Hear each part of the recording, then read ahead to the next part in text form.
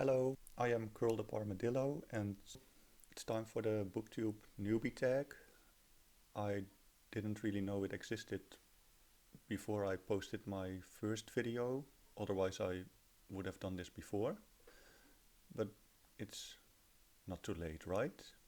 Question number 1. Why did you start this channel? I started this channel because I want to make new friends and meet nice people, talk about books.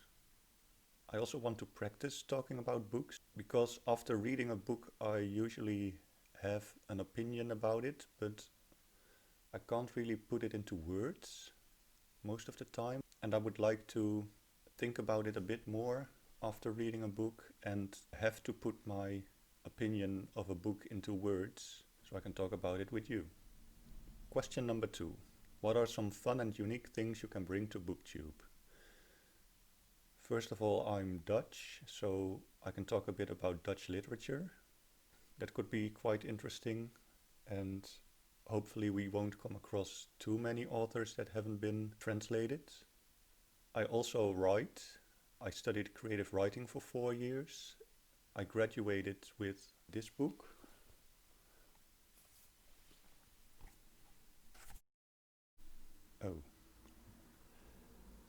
It's called De Ruwe by me, and it's about a guy, Gert Nevelbrander is his name. I don't know how to translate that, Gert. And it's about a guy that lives in a tiny village. It's just one road, and he's happy, very happy with it. It's just a quiet, nice road, a few people who live there, like 5 houses, and he just likes the way how it goes. It's just everything is normal, nothing going on, just perfect, until a copper egg arrives in his post box, mailbox. Not the digital mailbox, but the real post thing on the road side. And he goes in with a paper, with his newspaper and the egg. And from that point on, he wants to know where the egg comes from. You're probably never gonna read it, because I published it myself and it's in Dutch, so it doesn't matter if I spoil it.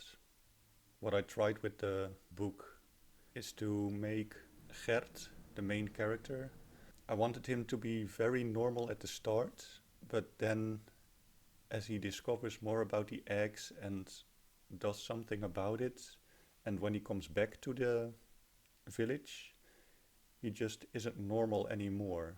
He actually killed a person, not intentional, but it happened with a taser, and the person he tasered had a weak heart, so yeah, he died. What I wanted to do with the book, or with the story, was this main character is so gripped with the idea that he wants his village to be normal that he forgets that his actions to get the village to be normal aren't normal at all, and he turns actually into a freak. Like what he might be scared of, he will become himself. And I like that idea. That's why I wrote a novella about it. So I write. I think I got that across. But I'd like to do some kind of write-along maybe, because I did this thing with a friend of mine, and we would send each other a sentence, and that would be the starting sentence of a short story we would write and send to each other, and then laugh about it because it was funny and not great, but it was a lot of fun to do. So maybe I can find a way to do that on BookTube and via the internet. Those are a couple of unique things I can bring to BookTube. Although I discovered there is also a AuthorTube, so maybe that would be more appropriate there. But who knows? Maybe there is an interest in the writing side of things. Yep. Next question. What are you most excited for about this new channel? I'm most excited about meeting new people, getting to expand my knowledge of books and authors, read books that I wouldn't normally come across, and just reading more. Another thing, wow,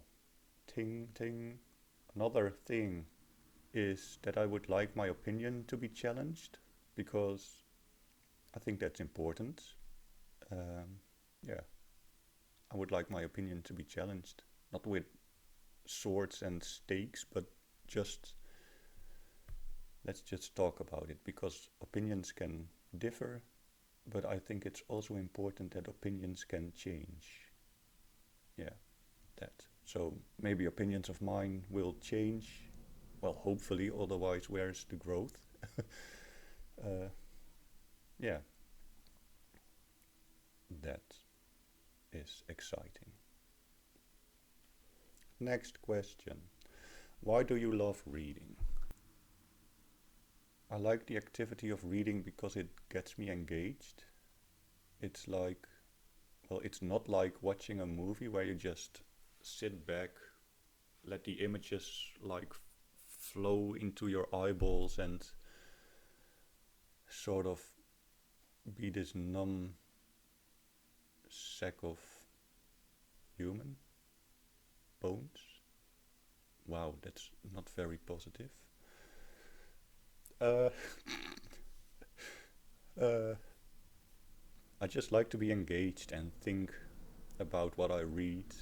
And I also read to get better at writing, because I think I love words and sentences and whole paragraphs that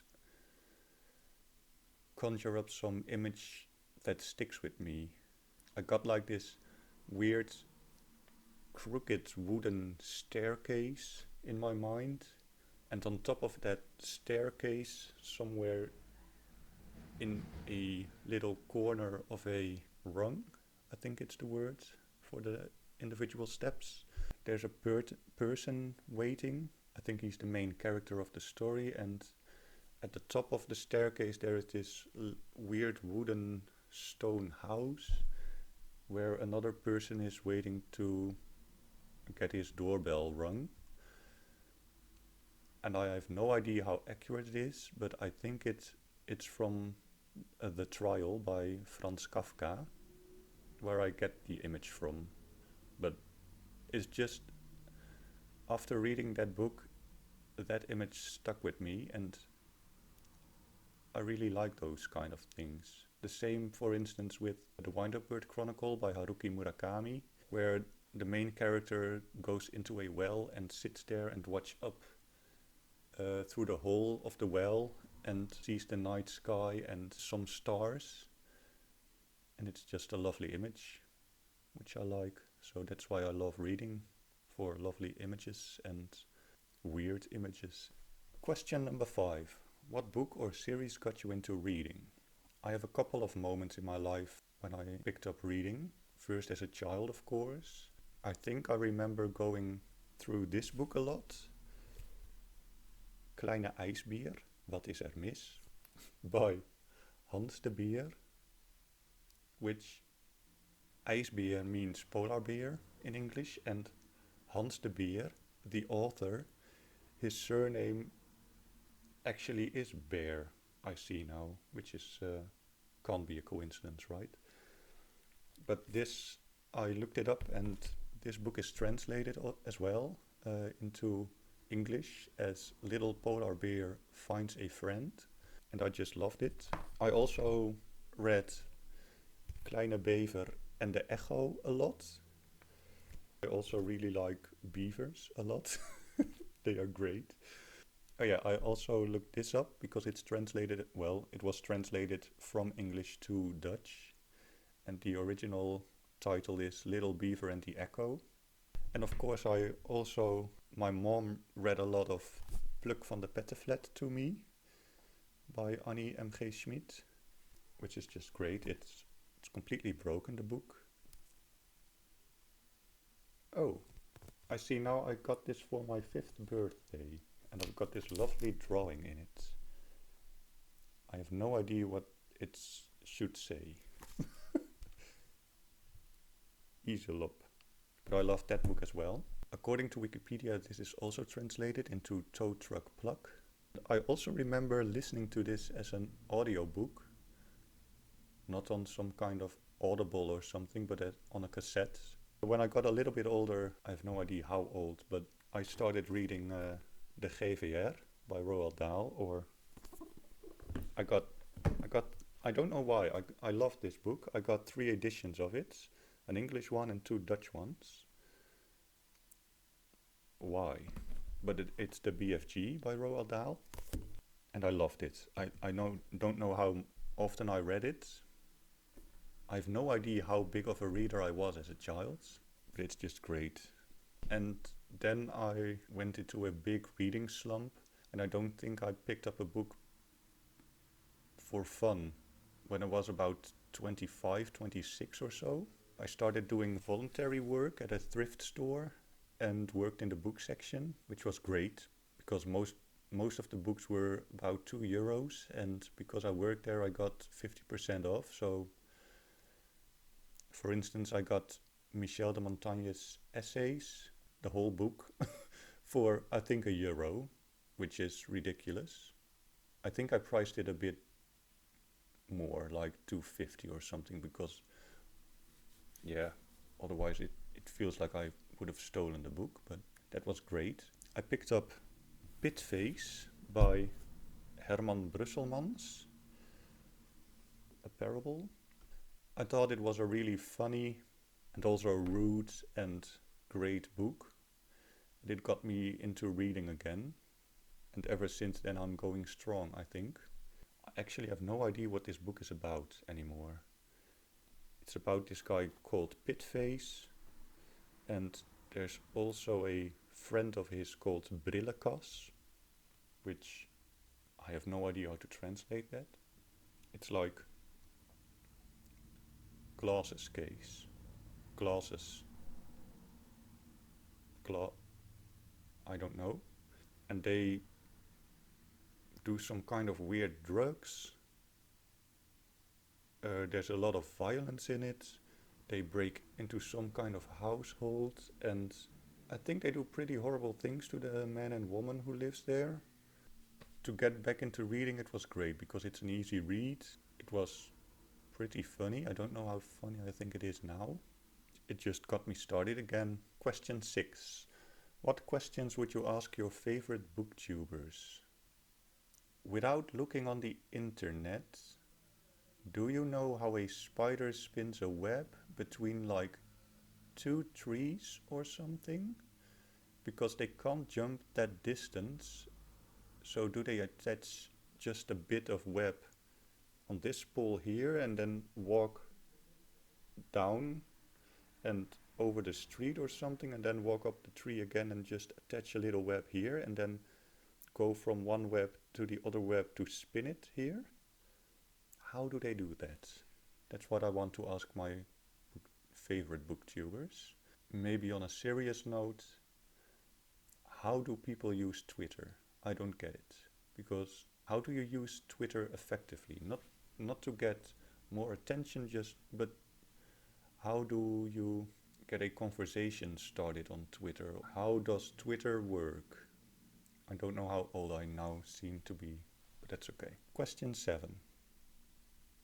What challenges do you think starting a BookTube channel will be the hardest to overcome? Well, first of all, I go through a lot of phases. I get really interested in one thing and just dive headfirst into it, bump my head quite hard and find some other really interesting thing I dive into and then bump my head into, and so on.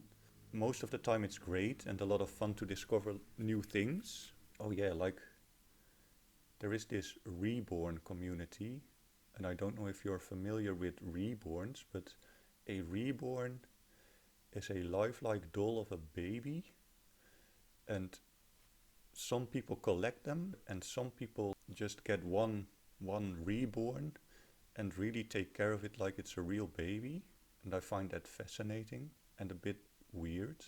So I jump from interest to interest, and it can be a lot of fun, but it's also a bit scary because I don't know if this will be a phase that will just blow over or if it's something that sticks. And I think that could be a challenge. Another challenge is planning. I am very bad at time. I mean, I will be on time for an appointment, but things like Christmas or the New Year, Halloween, holidays, these kind of things just sneak up on me and are gone before I realize it. Yes, even the New Year. And I would like to do some thematic videos, so that will be a big challenge for me. Question 8. When did you start reading? I sort of covered that with the books I read as a child. So probably when I was 5, according to Pluk van de Pettenflat. Question 9. Where do you read? I read almost everywhere. I probably won't read at a funeral, because it's a bit rude. Won't read when someone's talking to me, also a bit rude. Will not read on the toilet because I find that disgusting. But I will read anywhere in my room. I've also built the nest, which is right there. It's just this elevated bed, and under it I've built a sort of hut. Yes, I'm a grown-up. On top of it I laid a carpet and not too many, but soon to be more cushions for comfy, cozy reading times. And Poes, our pet cat, can run up the stairs, which she really likes, so that's also a nice place to read.